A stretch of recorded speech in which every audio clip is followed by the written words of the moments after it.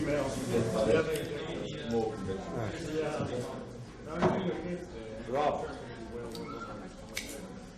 Are we going to wait for this? Yes, but let's Wait a minute. Rob, could you please take it we're beginning with the panel? Sorry. So the next panel is the panel which is to be chaired by Alexander Fatic, but he came to a small misunderstanding. We thought it was half an hour later, but he will arrive in a few minutes. He's almost here. But I propose that we start with the first presentation without him. I would also like to thank all people who helped this conference logistically, and there were quite a lot of them. So first of all, Milan Todorovic, who is my advisor for organizational matters, who was very important in the organization of this entire event. Then Daniela Jovic, who coordinated the realization of this event in those 3 days, and in sending out the invitations. Srđan Prodanovic, who played a very, very important role in communicating with the international guests, asking them for abstracts, giving instructions where to come, instructions concerning the hotel, and all kinds of essential logistical and more than logistical support. So thank you, Srđan. He is the only one who is present at this stage, but the others will hear it because this will be recorded. Then I would also like to thank Andriana and Miliana for some work they have done, and a number of I would say 10 students, some of them high school students, who were coordinated by Daniela and who helped this whole process going smoothly. Now, I talked for 2 minutes, which should have been the time for Alexander Fatic to arrive. That did not happen.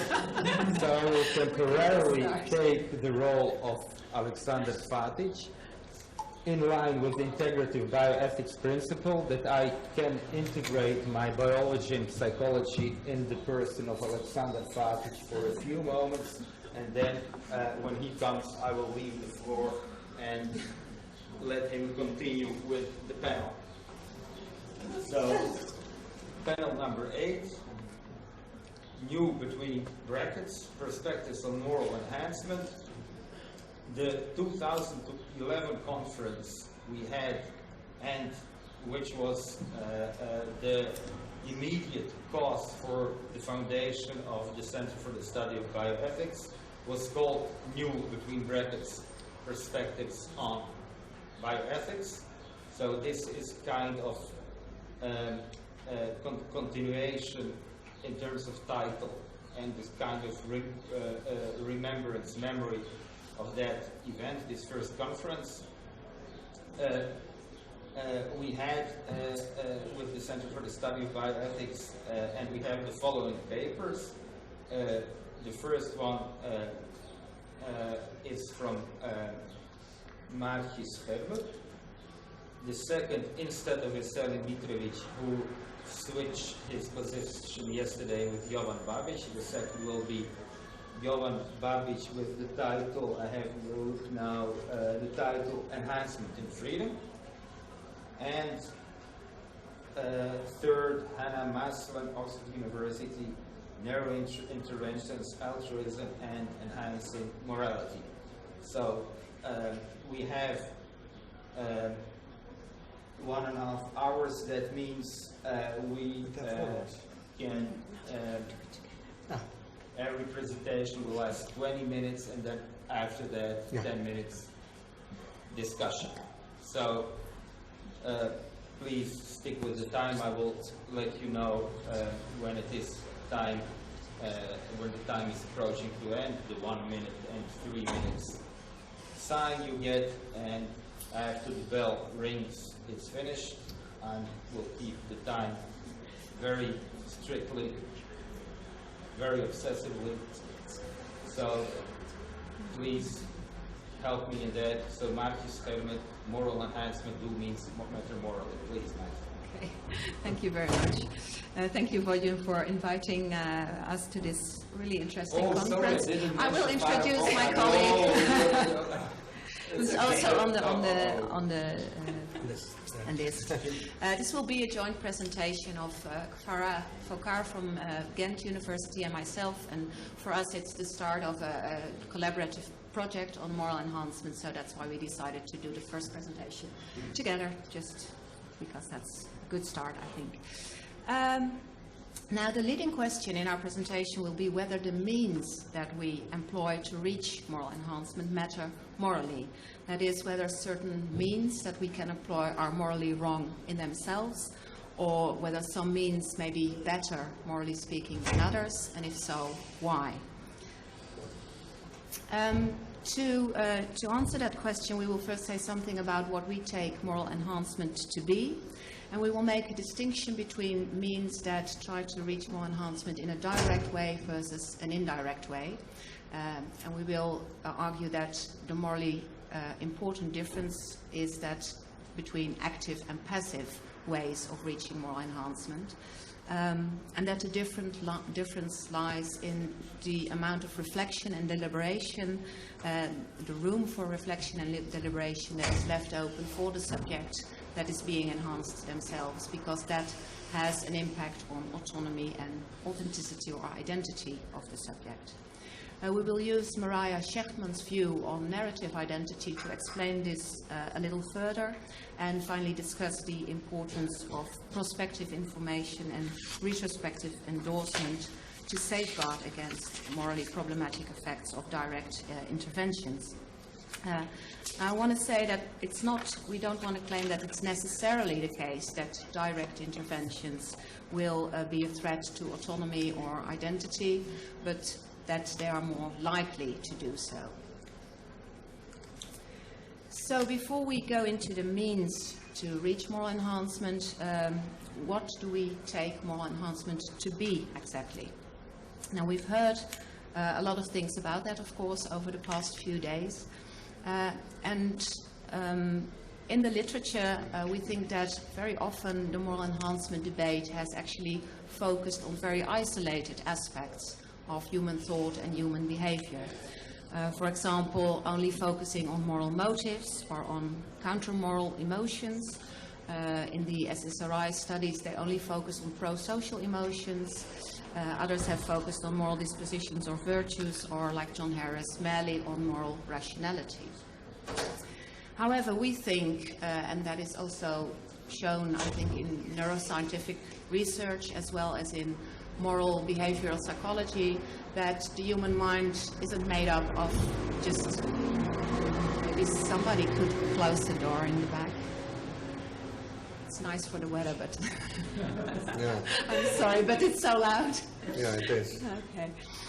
So we think that the human mind and human behavior are not made up of isolated capacities or traits, so we should look at this as a more integrative approach to a moral enhancement, not bioethics. And our capacity to be moral actually consists of a number of interconnected and interrelated capacities or traits, like understanding and reasoning, but also emotional, affective traits, and motivational traits or volition to really move into action. And all these traits will, interact with each other and influence each other. So our tentative definition of what moral enhancement is as follows. Moral enhancement, in our view, consists of the strengthening or instilling of moral capacities, and those are cognitive, affective, and motivational capacities that are necessary for both moral decision-making and moral behavior. So we think it's important to increase capacities for moral reasoning and understanding, but also to increase the capacity that these will actually move on to concrete action and increase the likelihood of moral behavior. Now we get to the means for moral enhancement. Which means do we have available? At the moment, we mostly have traditional means for moral enhancement, like education and upbringing, training in ethics, perhaps, and for those who have psychiatric or psychological problems, also things like talk therapy, cognitive therapy, and so forth. However, in the debate nowadays, there's also an increasing number of more biomedical or neurotechnological interventions being proposed as potential means for moral enhancement now or in the future, like deep brain stimulation, transcranial magnetic stimulation, neurofeedback, or various medications. And we think these techniques all have in common that they directly affect the brain, or they're aimed directly at altering brain functioning or brain structure. And in this sense, you might call these direct interventions, direct means for moral enhancement, as opposed to the more traditional means that work more indirectly. So if we look at the means to attain moral enhancement, they can be separated in indirect means, like moral education, training, etc. And these indirect means actually start by changing or trying to change a person's thought and behavior. And through that, in the end, of course, they will also rewire the brain. They will have an influence on brain structure or brain functioning, as we can see from neuroscientific research. Direct moral enhancements, on the other hand, like electrical brain stimulation or TMS medication, they start by targeting the brain function firstly, and through that aim to change the mind, aim to change thought, behavior, etc. So in the end, you could say that they arrive at the same kind of results. They both changed both brain and mind, because you cannot really change one without the other. So you might ask, if they in the end arrive at kind of the same situation, what does it matter which means we use? First of all, I think it does matter with regard to things like side effects and risks. Probably direct means for intervention will have more side effects and risks, but that is not what we are going to focus on in this presentation. We think there are also other morally relevant differences between these two modes of moral enhancement. And we think that the actual morally relevant difference tracks back to this distinction between active and passive interventions. What we mean by that is active interventions are interventions that actually require active mental involvement of the subject that's being changed. So, for instance, moral education requires active involvement, active participation of the subject, otherwise it simply won't work. And on the other hand, a direct intervention, such as deep brain stimulation, can change a person, can make the person like a passive recipient of these changes. It can change the person without him really being mentally involved in any significant way. And we could say that neurofeedback is somewhere in between, because it involves using your mind, reiterating certain mental states, but with the intention to directly change brain structure. Now, if you can say that there's a kind of a continuum from more active to more passive kind of interventions. We think that if you move along this spectrum, you have less and less room for reflection and deliberation of the person himself, for active mental input, so to speak, for making an effort, for control. And in the end, this has, we think, consequences for both autonomy and authenticity and identity. And this is where I'm going to hand over to Farah for her.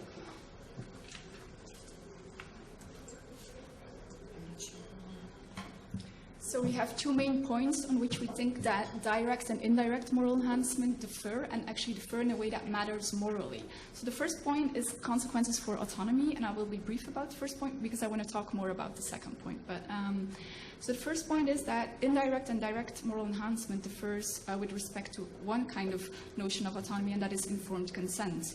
So we all know that part of being an autonomous individual means that we can refuse interventions and treatments, and also that we can withdraw from them after giving our informed consent. Now, if you compare, for example, talk therapy, cognitive behavioral therapy, to the brain stimulation, there's a huge difference in the possibility to withdraw your consent. Because in the one case, the success, for example, of talk therapy involves that the participant himself is very active, participates, and takes a lot of effort to have success, to have a good result. So this is a gradual, incremental process over which the participant has a lot of control. So you can either identify with the changes or feel that you cannot, and you do not feel that they are part of your authentic self, and then you can withdraw. It's up to you if you want to withdraw from intervention or not. Whereas if you compare it to direct interventions such as the brain stimulation, basically the changes to yourself, to your identity, happen almost instantaneously, and they can be very dramatic. And so these changes, the problem with them is that if you want to withdraw, if you do not identify with them, you're dependent upon someone else, upon a medical team, for example, to switch off the device, to turn off the intervention. Or you're dependent, for example, on the process of, to some extent, withdrawal. Like if you take pills and you want to stop taking pills, a lot of people feel that the period that you have to go through of withdrawal is a big hurdle, actually, to stop the intervention. So there's a big problem regarding informed consent and withdrawal. But then the second problem we want to talk about is consequences for identity and authenticity. And here we have a different concept of autonomy.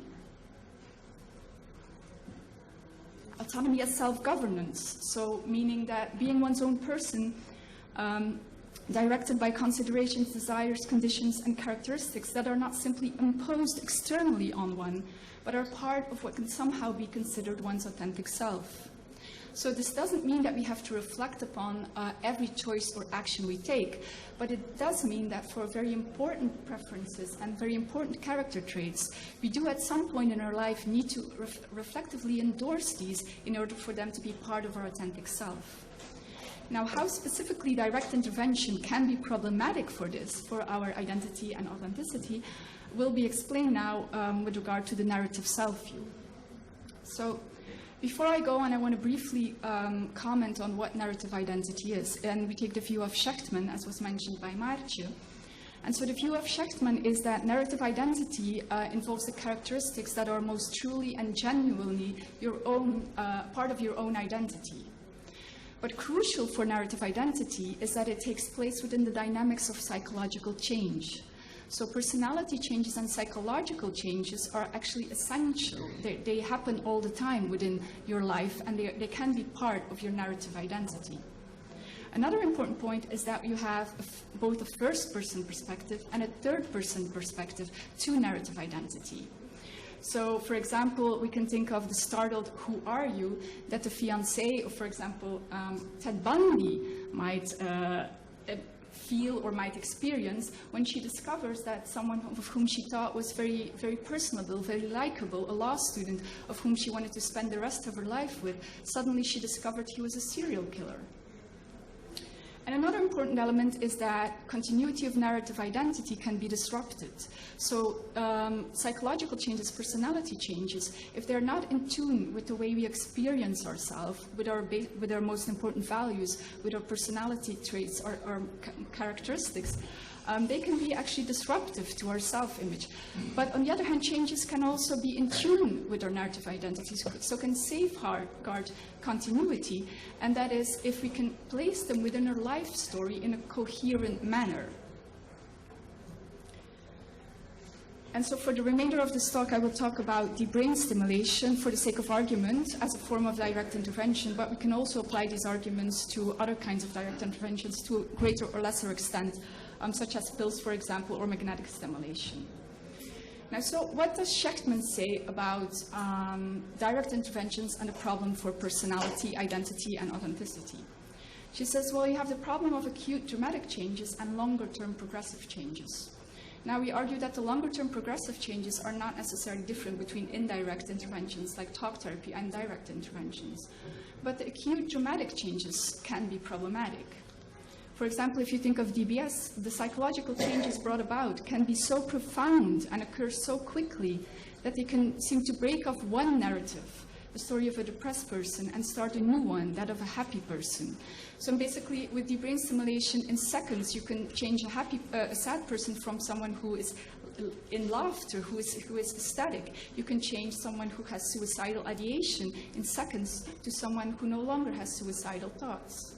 So these are very dramatic changes. However, we think that there's another important element that Schermer does not describe related to narrative identity that may be very problematic or more problematic in case of direct intervention and less so in case of indirect interventions. And these are concealed narrative identity changes. But first, about acute changes, although a disruption of narrative is possible, we agree with Schermer that it doesn't necessarily have to be the case, because that narrative is a dynamic notion. So continuity of narrative is too roughly compatible with even quite radical change. And the important thing is that the change can be understood in a way that it makes it part of a coherent personal narrative, as I said. So what we want to propose is, in cases of direct moral enhancement, that it's very important that the individual undergoing the enhancement has good perspective information about the possibility of narrative identity change. And so this can safeguard the continuity of identity even despite radical change, because you can work with the person, you can inform them, you can monitor changes, and you can help them anticipate the changes, and so help individuals incorporate these changes in their life story. It can also safeguard autonomy, because you can decide whether you welcome the changes or you reject the changes. And by the ability to retrospectively endorse these changes, we can also safeguard autonomy based on two conditions: if the person can identify with these traits, and if the person can identify with the genesis of these traits, the way the traits came about, or the person can reject them. Now, on the other hand, concealed changes are more morally problematic. And so what are concealed narrative identity changes? They're changes that are brought about in a person's narrative self that are not experienced as such by the person in question, but are radically noticeable by family and loved ones. So in case of direct DBS, you have a lot of reports about people actually, couples experiencing a lot of problems post-operative. For example, also in Parkinson's disease, there's a lot of reports on this. 2/3 of the couples experience a marital crisis after the intervention. And a lot of times what is the problem there is that the person who has undergone DBS does not experience necessarily a profound change, but the partner does. So the partner will say, well, you change in this or that respect. For example, in Parkinson's disease, people may become more impulsive. So they may become addicted or maybe start gambling. And what happens actually is that a lot of times the person undergoing this intervention doesn't experience it as a change in his or her narrative. No, I'm still the same, I didn't change, it's not true. Or they don't regard the intensity of the change as dramatic.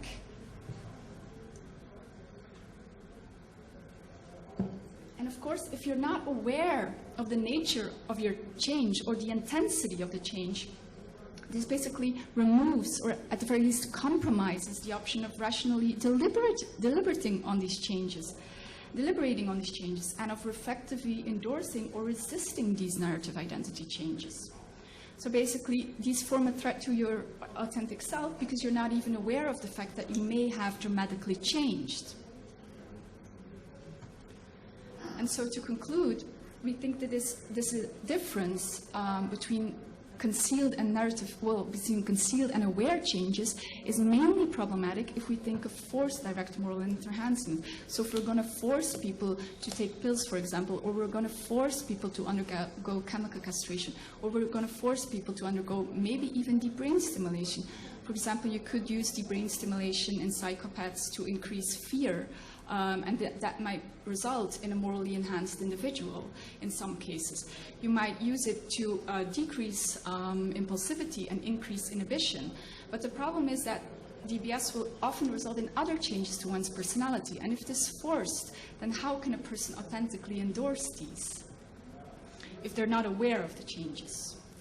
So forced direct moral enhancement is problematic in terms of dramatic narrative identity changes, because they disrupt one's narrative, but also in terms of concealed narrative identity changes, because they compromise retrospective endorsement and authenticity.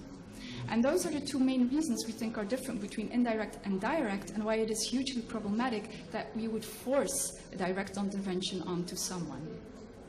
Thank you very much for your attention. Thank you very much, Farah. I hope you were within time. Yes, you were quite helpful. We have some 10 minutes for discussion, so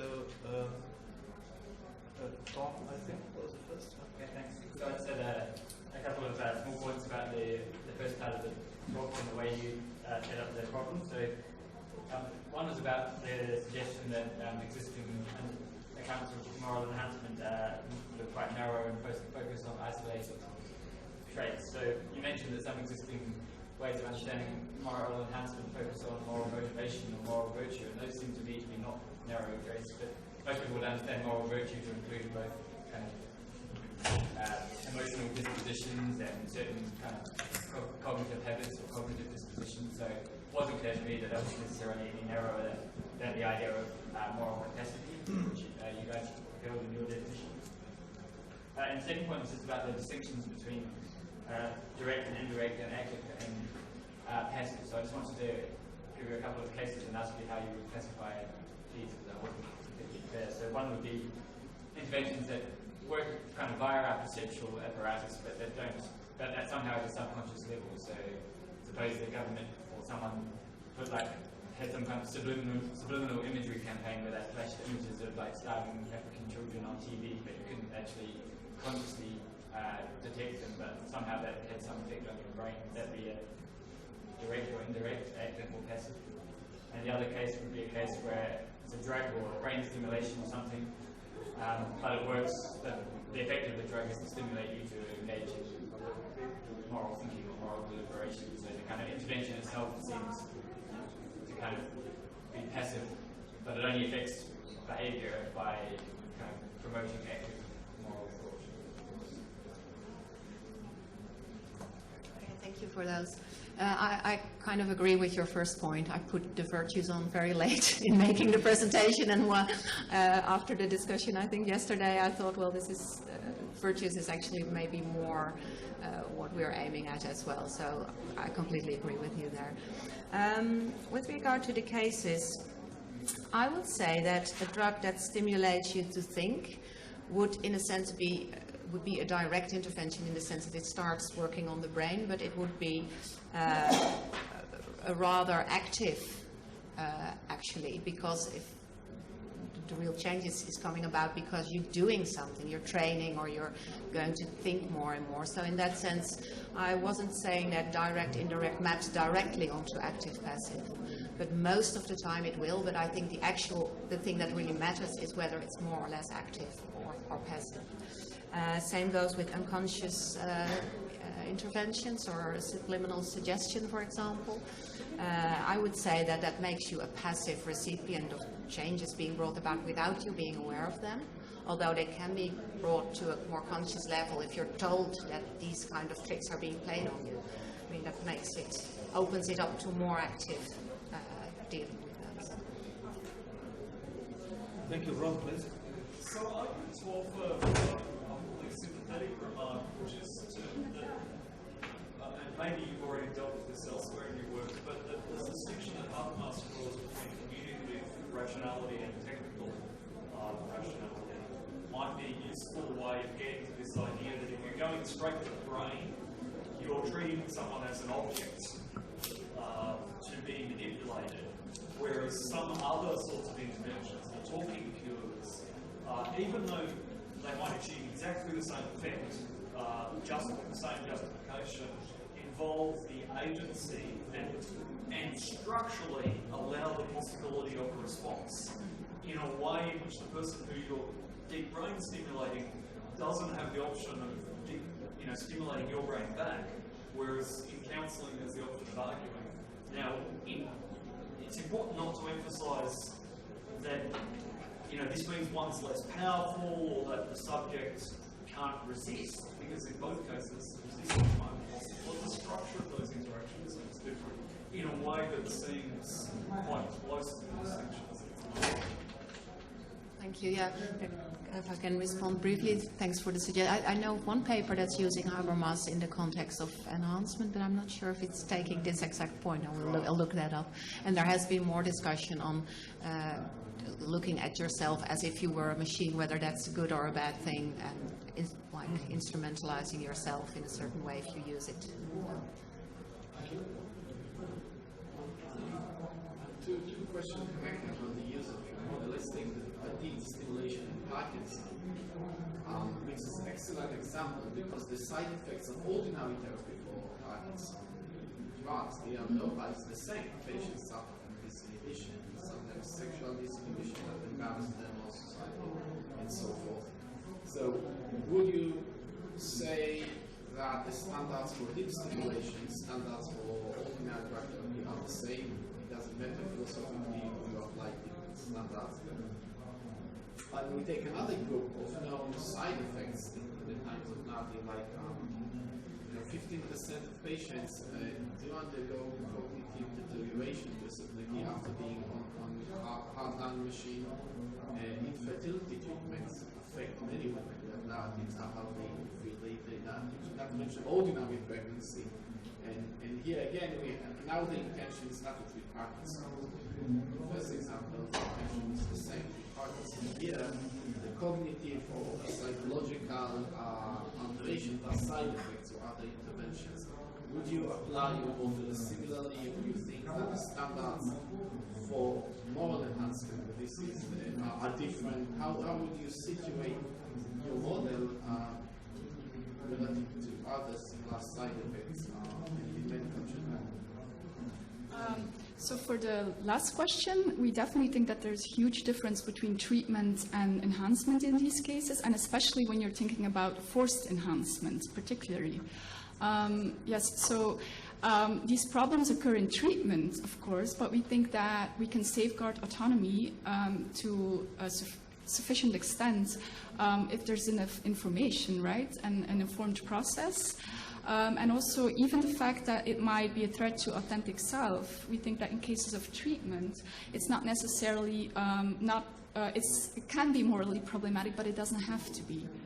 No, I press on you here, would you think that the doctor should tell the patient there is a threat to your authentic self? Of course, of course, of course. Of course, it's not that simple. I mean, you will fight enough many people for taking... I don't think the doctor should say it's a threat to your authentic self, because you wouldn't know what a patient would take that to mean. But you would say that we know from previous patients that they have changes in how they feel and act and behave that for some patients have been disturbing, or that have been disturbing for their spouse and for their relationship. And you should tell them beforehand, and you should give them guidance after, help them with psychological or treatment or whatever afterwards to cope with these changes. Okay, we have time for just two more very brief. Yes. We didn't respond to the first question. So we see this as a continuum from indirect to direct. So pills are somewhere on the continuum, and I think that pills are not exactly the same as deep brain stimulation, but they go in that direction. So with pills, what you can get is that in a lot of people, it will be also a more gradual process. So you can keep track of the changes more easily, and you can decide whether you want to refrain or not. But it goes way more to the direct end of the scale. So pills are also very dramatic, and in case of forced intervention, I think the same arguments apply. Yeah. Thank you, Nick and Johan. That's it. Sorry. Nick, please go. Hey, okay. I was sort of interested in what you would say, or just very interesting sort of narrative view, what its implications might be for a kind of a more conventional, less technological case of moral enhancement.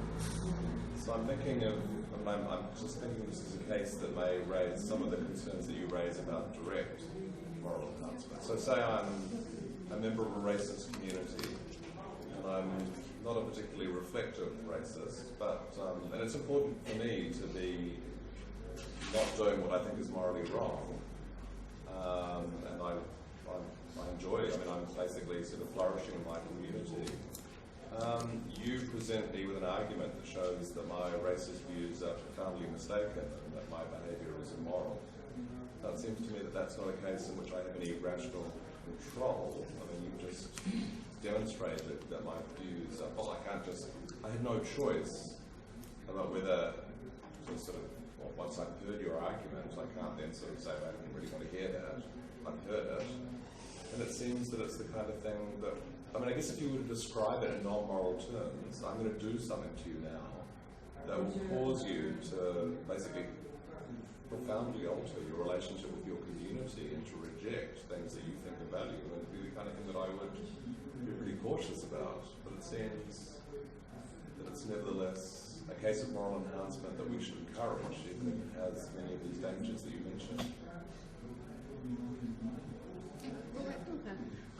I'm actually not sure if, I mean, are you saying that just by presenting your argument you will convince the racist and he will just be a different person afterwards? I mean, that seems to me a very optimistic idea of what reasoning would do. I'm a very stupid racist.